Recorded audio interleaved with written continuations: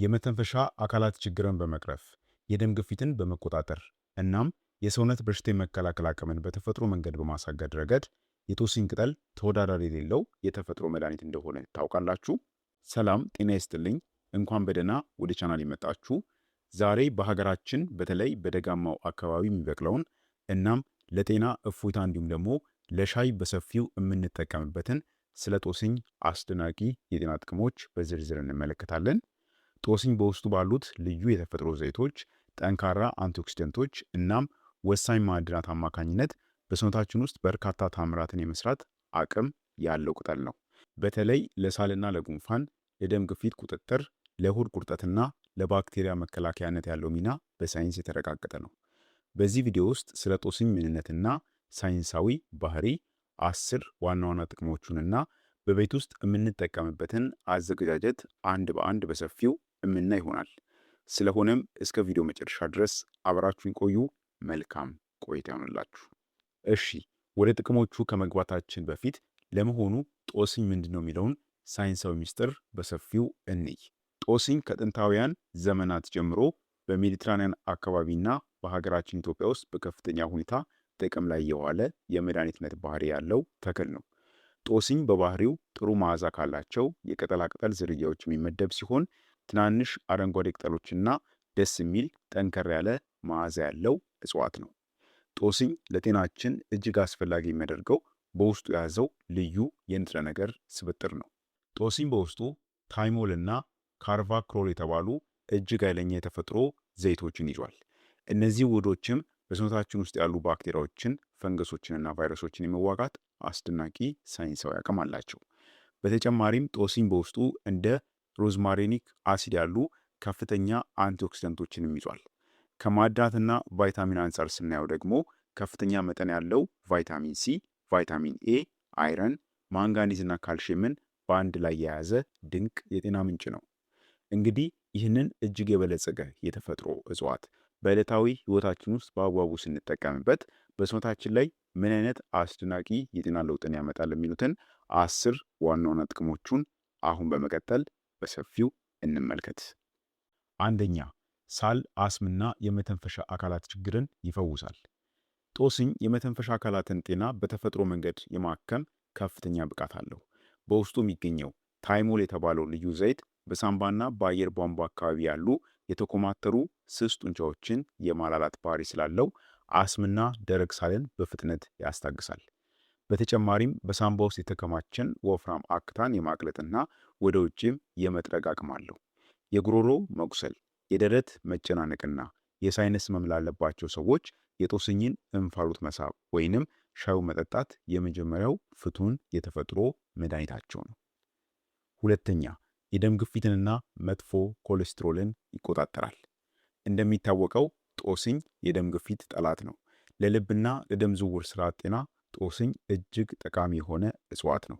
ሳይንሳዊ ጥናቶች እንደሚያረጋግጡት የጦስኝ ተዋጽኦዎች የደም ቧንቧ ግድግዳዎች እንዲዝናኑና እንዲሰፉ በማድረግ የደም ፍሰትን ያቀላሉ። ይህም የደም ግፊት መጠን በከፍተኛ ሁኔታ ወደ መደበኛ መስመር እንዲወርድ ይረዳል ማለት ነው። በውስጡ የያዘውም ከፍተኛ የፖታሽየም ማዕድን የልብ ምትን የሚያስተካክል ሲሆን በደማችን ውስጥ ያለውን መጥፎ ኮሌስትሮል ኤልዲኤልን በመቀነስ የደም ቧንቧዎች እንዳይጠቡና ለድንገተኛም የልብ ህመም እንዳንጋለጥ ይከላከላል ማለት ነው። ሶስተኛ፣ በሽታ የመከላከል አቅምን ያነቃቃል። ጦስኝ ሰውነታችን የውጭ ወራሪ በሽታዎችን ለመከላከል የሚያደርገውን ተጋድሎ በከፍተኛ ሁኔታ ያግዛል። በውስጡ እጅግ ከፍተኛ መጠን ያለው ቫይታሚን ሲ እናም ደግሞ ቫይታሚን ኤ የያዘ በመሆኑ ሰውነታችን በሽታ አምጪ ጀርሞችን ፈልገው የሚያጠፉ ነጭ የደም ሴሎችን በብዛት እንዲያመርት ያነቃቃል። በተጨማሪም በውስጡ ያለው የአይረን ማዕድን ቀይ የደም ሴሎችን በማሳደግ የሰውነትን የድካም ስሜት ያስወግዳል። በተለይ በብርድ ወቅቶች የጦስኝ ሻይ መጠጣት ሰውነታችን ከውስጥ በማሞቅ ከወቅታዊ ጉንፋንና ቫይረሶች ይጠብቀዋል።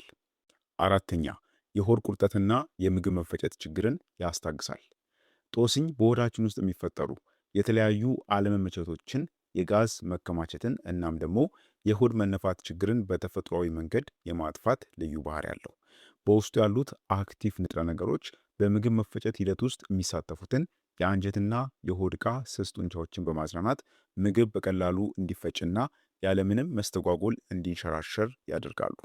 ይህም በተለይ ከምግብ በኋላ የሚከሰትን የሆድ መጮህ፣ የአሲድ መበራከትና ከአንጀት መቆጣት ጋር የተያያዙ ከባድ የቁርጠት ስሜቶችን በፍጥነት ለማስታገስ ይረዳል።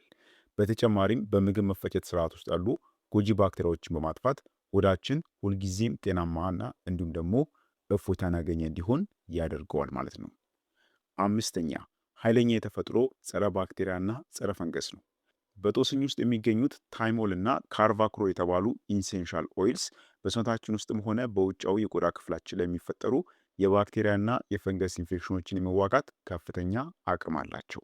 እነዚህ የተፈጥሮ ንጥረ ነገሮች በሽታ አምጪ ተህዋሲያንን በሰውነታችን ውስጥ እንዳይራቡና መርዛማ ነገርም እንዳይለቁ የሴል ግድግዳዎችን ሰባብረው ያጠፏቸዋል። ይህም በቆሸሸ ምግብ ወይም ደግሞ ውሃ ምክንያት የሚመጣን የምግብ መመረዝ ለመከላከል፣ የተለያዩ የውስጥ ደዌ ኢንፌክሽኖችን ለማከምና ቁስሎችም እንዳይመረቅዙ ያለምንም ኬሚካል የጎንዮሽ ጉዳት ለመጠበቅ ጦስኝ ፍጹም ተመራጭ የሆነ ተክል ነው። ስድስተኛ የጭንቀት ስሜትን በመቀነስ አእምሮን ያረጋጋል። ጦስኝ ከአካላዊ ጤና ባለፈ በአእምሮአችን ላይ ሰላምና መረጋጋትን የመስጠት አስደናቂ የስነ ልቦና ጥቅምም አለው። በውስጡ ያለው ካርቫክሮል የተባለው ውህድ ወደ ሰውነታችን ሲገባ በአንጎል ውስጥ ደስታን፣ መረጋጋትንና ንቃትን የሚሰጡትን እንደ ዶፓሚንና ሴራቶኒን ያሉ የነርቭ አስተላላፊ ሆርሞኖች እንዲነቃቁና እንዲመጣጠኑ ያደርጋል። ይህም በዕለት ተዕለት ህይወታችን ወይም ደግሞ በስራ ብዛት የሚመጣን የከባድ ጭንቀት ስሜት፣ የድካምና የስሜት መረባበሽ ችግሮችን በእጅጉ ይቀንሳል። በመሆኑም የጦስኝን የተፈጥሮ መዓዛ በጥልቀት ማሽተት ወይንም የጦስኝ ሻይን ቀስ ያሉ መጠጣት አእምሮ ፈጣን እረፍት እንዲያገኝና የስሜት መነቃቃትም እንዲፈጠር ከፍተኛ እገዛን ያደርጋል ማለት ነው። ሰባተኛ የጥርስና የድድ ጤናን ይጠብቃል። የጦስኝ ኃይለኛ ጸረ ተህዋሲያን ባህሪው ለአፋችን ጤና እጅግ ፍቱን የሆነ ተፈጥሯዊ መፍትሄ ነው። በአፋችን ውስጥ የሚፈጠሩ ለጥርስ መበስበስ፣ ለድድ ማበጥ እንዲሁም ደግሞ ለብክለትና ለባክቴሪያ መራባት የሚዳርጉ ጀርሞችን ጠራርጎ የማጥፋት ልዩ አቅም አለው። ይህም እጽዋት በአፍ ውስጥ የሚገኙትን ጎጂ ባክቴሪያዎችን እድገት ስለሚገታ በአፍ መድረቅ ወይንም በምግብ መስተጓጎል የሚመጣን መጥፎ የአፍ ጠረንን ሙሉ በሙሉም ያስወግደዋል።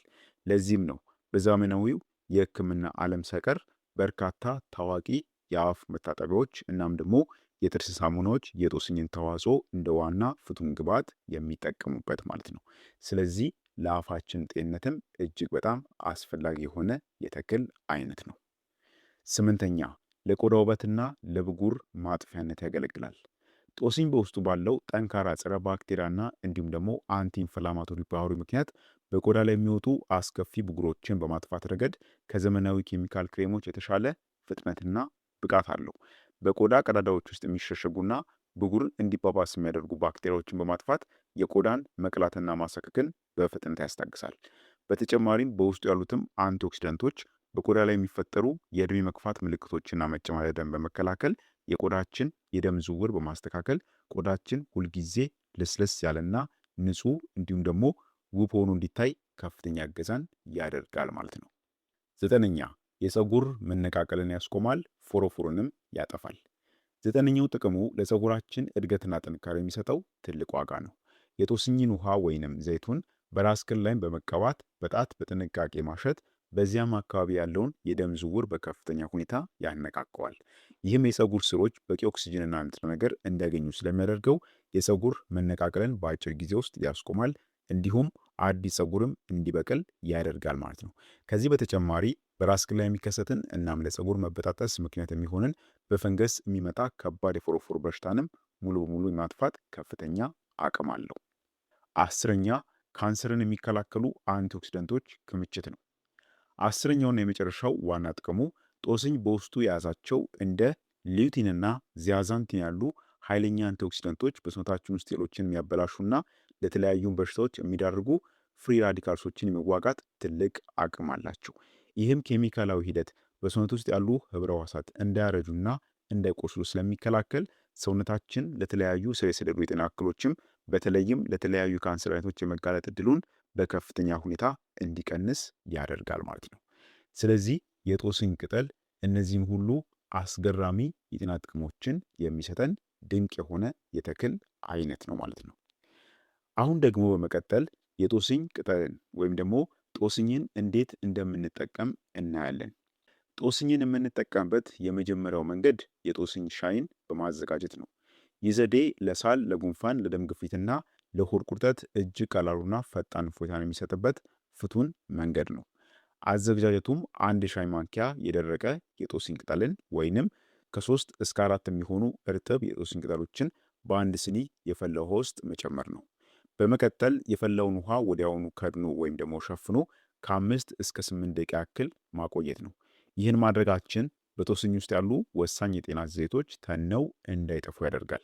ከዚያም አጥልላችሁት ጥቂት ማርና እንዲሁም ደግሞ የሎሚ ጭማቂን በመጨመር ሞቅ እያደረጋችሁ መጠጣት ነው። በቀን 2 ጊዜ መጠጣት ትችላላችሁ። የደረት ህመምና እንዲሁም ደግሞ ሳልን በከፍተኛ ሁኔታ ያስታግስላችኋል ማለት ነው። ስለዚህ የመጀመሪያውና ትልቁ ጦስኝን መጠቀም የምትችሉበት የጦስኝ ሻይን በማዘጋጀት ነው ማለት ነው።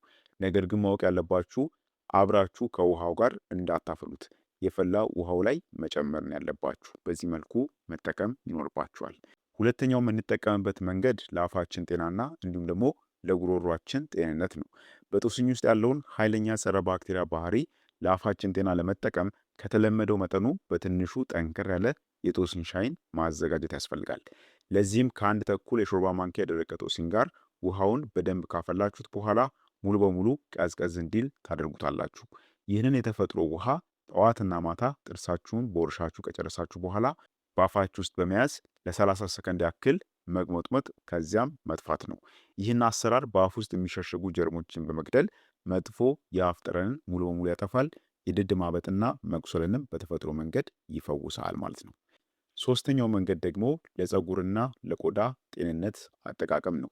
ለቆዳችሁ ውበት ለመጠቀም አስቀድሞ በጦስኝ ቅጠል የተቀቀለውን ውሃ በጥጥ በመንከር ብጉር ወይንም ማሳከክ ያለበትን የፊት ቆዳ ላይ መቀባትና ለ10 ደቂቃ ያክል አቆይቶ በለሰለሰ ውሃ መታጠብ ነው። ይህም የፊት ቆዳ ላይ የሚመጣን ከመጠን ያለፈ ቅባትን ይቀንሳል። ለፀጉር እድገትና ፎርፎርን ለማጥፋት ደግሞ የጦስኝ ቅጠል የተንተከተከበትን ውሃ አጥልላችሁት በማቀዝቀዝ በመቀጠልም ፀጉራችሁን በሻምፖ ታጥባችሁ ከጨረሳችሁ በኋላ የመጨረሻ ማለቅለቂያ ውሃ አድርጋችሁ መጠቀም ነው። ውሃውን በራሳችሁ ቅል ላይ በማፍሰስ ከስር ስሩን በጣታችሁ በደንብ ስታሹት የደም ዝውውራችሁን ያነቃቃል፣ ፎርፎርን ያጠፋል፣ እንዲሁም የፀጉር ስርን ያጠነክራል ማለት ነው። ስለዚህ በእነዚህ 3 መንገዶች ጦስኝን መጠቀም ትችላላችሁ። በዋነኛነት ግን ጦስኝ የምንጠቀምበት መንገድ የጦስኝ ሻይን በማዘጋጀት ይሆናል ማለት ነው። ሌላው በስተመጨረሻ ሊደረጉ የሚገቡ አንዳንድ ጥንቃቄዎች አሉ። እሱን ነግሬያችሁ የምናበቃ ይሆናል ማለት ነው።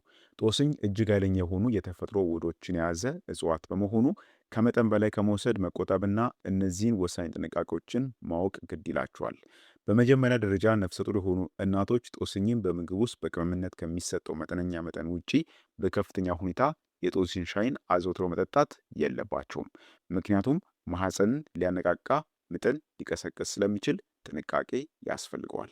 በሁለተኛ ደረጃ ጦስኝ የደም እርጋት ሂደትን በከፊል ሊያዘገይ ስለሚችል ማንኛውም አይነት ቀዶ ጥገና ለማድረግ ቀጠሮ ያላቸው ሰዎች ከቀዶ ጥገናው 2 ሳምንታት አስቀድመው ጦስኝን ከመጠቀም መቆጠብ ይኖርባቸዋል።